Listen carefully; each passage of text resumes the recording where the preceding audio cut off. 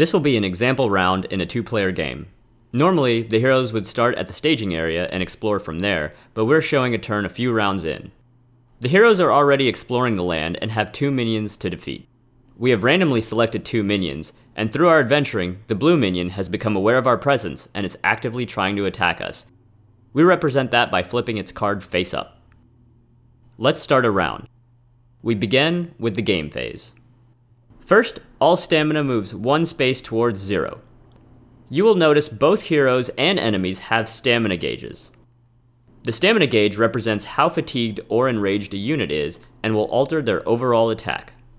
Every round, that fatigue or rage subsides a little.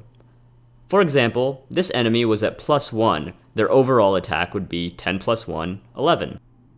During this phase, their counter would move down 1 towards 0. If this unit was, say, poisoned at -2, the counter would move up 1 towards -1. And if a unit is at 0, the marker would stay there. Next, we flip over the AI card and do the actions shown on it in order, top to bottom. First, Karn moves 1 step on his track. This represents Karn hunting down the heroes to destroy them before they can pose a threat to him.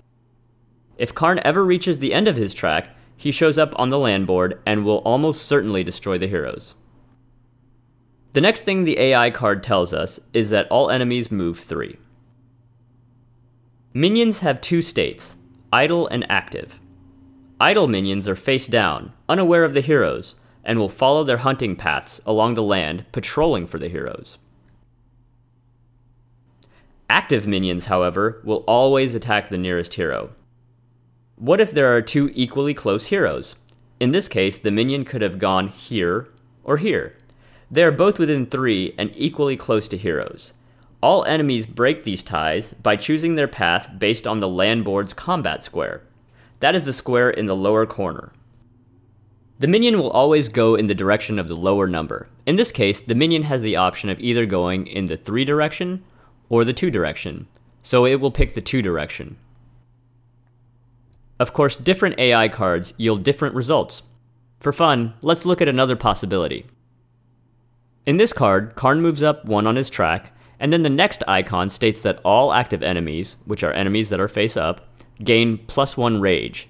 That means their stamina counter goes up 1. In the case of this movement, the minions would try to get to the second player, assuming they could reach that player. So you can see how minion movement would alter based on the AI card. The last thing the AI card tells us to do is to remove a fatal wound back into the regular wound pile if Karn is on the board. There are 6 fatal wounds in every chapter. If you ever run out of fatal wounds, you lose the game. You lose fatal wounds by either fleeing or losing in battle, and of course through Karn. Any wounds taken in any other way are removed from the regular wound pile. Now the players choose turn order, perhaps based on the creatures they want to buy or who they think will be the most effective in battle this turn. In this example, our players decide to switch turn orders. Then, all players draw 5 cards.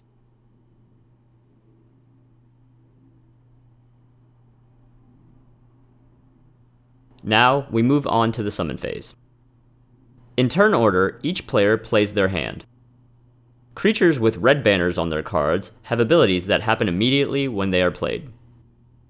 The order in which they play their cards is sometimes important. As you can see, it is useful to play the crow, which lets you put a card from your discard on top of your deck before you play the owl, which lets you draw the top card of your deck. The next player then plays a bear, which lets them take a wound in order to put a 0 to 3 cost creature from his discard into play. They choose to do this, and take a wound from the wound pile and put it in their discard. Wound cards are effectively dead cards in your deck. If not taken care of, they will become a problem. Anyway, they take a wound and put a ram into play. They then play out all of their other cards, which is 2 kittens, a puppy, and a cobra. A cobra would automatically poison the enemy if this player had played another reptile or had one in their discard. They have a reptile in their discard, so the player picks the blue minion to poison. If they had picked the red minion, it would have become active. After everyone has played their cards and activated their abilities, we move on to the purchase phase. First, player 1 counts all of their charm. That is the gem icon shown on every creature they've played. Player 1 has 5 charm and can do several things with it. The main thing they can do is charm any creature for their charm cost from the wilds. They may buy as many creatures as they can afford. These creatures go into a player's discard. Another option is the player can pay 1 extra over a creature's charm cost to put that creature directly on top of their deck. It's an incredible tactical advantage to know the first creature you will summon next turn. Buying the red panda for 3 leaves the player with 2 charm left. Whenever a creature gets purchased, a new one immediately fills the vacant slot. Then, with 1 charm, they choose to destroy a lock card. Lock cards can be destroyed using 1 charm apiece. You can destroy as many lock cards as you have charm to spend. Once an entire lock stack is destroyed, you can access the stuff below. In this case, the player just destroyed the last remaining lock on the stack and has made advanced creatures accessible. They then use their last charm to destroy a creature in the wilds and immediately move the creature on the edge of the wilds into the wilds. Now that the advanced creature deck is available, they can choose which one of the 2 creatures to bring down. Now it's the next player's turn. They have 5 charm. They're gonna buy that sweet advanced creature. Notice this player is a shaman. Shaman have the ability to charm cards to the bottom of their deck instead of their discard, which is super strong. Now the players take the creatures they have played and build a single creature. How you build a creature can change their attributes, so choose wisely. This player chooses to maximize range, so they put the dragonfly as their base creature and augment it with any other creatures they want. The other players build their creature as well. That brings us to the battle phase. In turn order, the players complete this phase. First, player 1 moves his hero.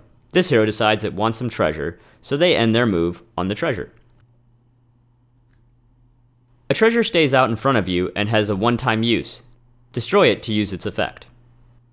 Fortunately, they spec'd their animal to have range. This animal has 2 range, so they decide to attack the minion despite not being adjacent to it. They may attack through a friendly hero. To battle, a hero's attack plus their creature's attack must overcome the enemy's attack. A hero's attack is represented by a d3 dice roll. The hero has a total of 8 attack versus the enemy's 9 attack, so they lose. Fortunately, they attacked from range, so they do not take wounds from losing. However, every time an enemy battles, win or lose, they get distracted. This is represented by the enemy's stamina track moving down 1. An enemy can only be distracted to -1. If you want to lower their track more, you will have to poison them, or knock them into a wall. Now, player 2 runs into the fray. They are already adjacent to the minion, so they must either fight the minion or flee. They choose to fight. Their creature has a total attack of 7 versus the enemy's attack of 9. The hero rolls, and rolls a 2. His 2 attack plus his creature's 7 attack gives a total of 9. This is a tie. A tie goes to the enemy. But wait, player 1 chooses to use their treasure and give the player an extra +1 attack. Now the player has 10 attack versus the enemy's 9. Success! When the hero wins, the following things happen. First, they distract the minion. Unfortunately, the maximum a minion can be distracted is -1, so nothing happens. Then, they apply any hit effects. These are effects boxed in green. In this case, the hero's creature has 2 knockback and 1 poison as hit effects. First, let's apply the knockback. Knockback will push the losing unit back 2 spaces. If they run into a wall like this minion just did, they get stunned and lose 2 stamina. The next hit effect is poison, which immediately makes the minion lose an additional stamina, but this minion can't lose any more stamina, so nothing happens. Of course, anytime you win battle, you deal 1 damage to the minion. You represent damage by putting a gem of your hero's color onto the minion. Next, check if the minion has any when damaged abilities. In the case of the Grick, you might be able to play a little game and wring some treasure from him. Finally, if there are ever as many gems on the minion as it has hit points, the minion is defeated, and all damage is returned to their respective owners as active magic for the heroes to use to fuel their magic powers. Once this is complete, all heroes discard their cards and a new round begins.